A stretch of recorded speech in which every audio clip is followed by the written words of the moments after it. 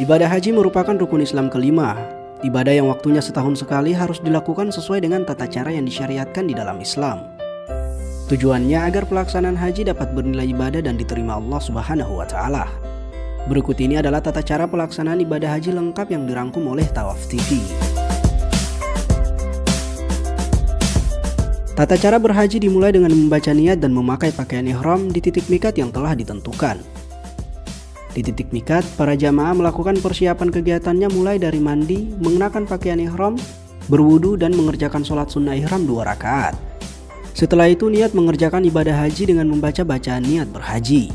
Nawaitul hajja wa ahramatu bihi lillahi ta'ala, labbaik Allahumma bihajjati. Artinya, aku niat haji dan berhiram karena Allah Ta'ala. Aku sambut panggilanmu ya Allah dengan berhaji. Setelah mengenakan pakaian ihram dan berniat, jamaah umroh dilarang untuk melakukan hal-hal yang sudah ditentukan syariat. Bagi pria dilarang memakai pakaian biasa, memakai alas kaki yang menutup mata kaki, menutup kepala dengan peci, topi dan sebagainya. Sedangkan bagi wanita dilarang memakai kaos tangan dan menutup muka. Sementara larangan yang berlaku secara bersamaan bagi pria dan wanita yakni memakai wangi-wangian, memotong kuku, mencukur atau mencabut rambut, memburu atau mematikan binatang apapun, menikahkan atau meminang wanita untuk dinikahi, bermesraan atau berhubungan intim, mencaci, bertengkar, atau mengeluarkan kata-kata kotor serta memotong tanaman di sekitar Mekah. Selanjutnya jamaah menuju Masjidil Haram di Mekah dan dianjurkan memperbanyak ucapan kalimat talbiyah.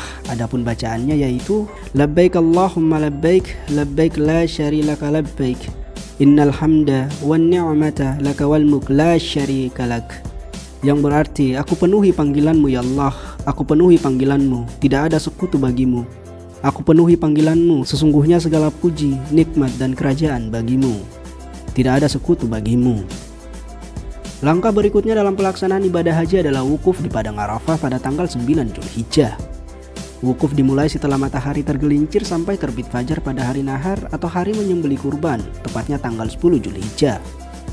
Saat wukuf ada beberapa hal yang harus dilakukan, yaitu sholat jamak takdim dan qasar zuhur asar, berdoa dan berzikir bersama, membaca Al-Quran, sholat jamak takdim serta qasar maghrib isya. Selanjutnya yakni mabit di Muzdalifah, yang artinya menginap di Muzdalifah.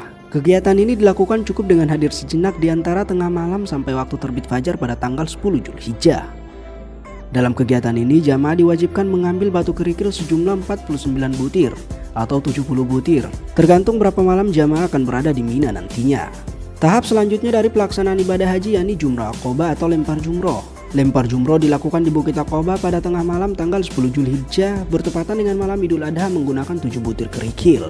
Setiap 1 kali lempar jumroh adalah 7 kali lemparan dengan 7 buah batu kerikil dan tidak boleh disatukan sekaligus. Batu-batu yang sudah dipakai melempar tidak boleh digunakan untuk lemparan berikutnya. Tahapan berikutnya yakni tahalul. Pada tahap ini jamaah diwajibkan bercukur. Untuk laki-laki lebih baik dicukur sampai gundul. Sedangkan untuk wanita hanya dicukur ala kadarnya.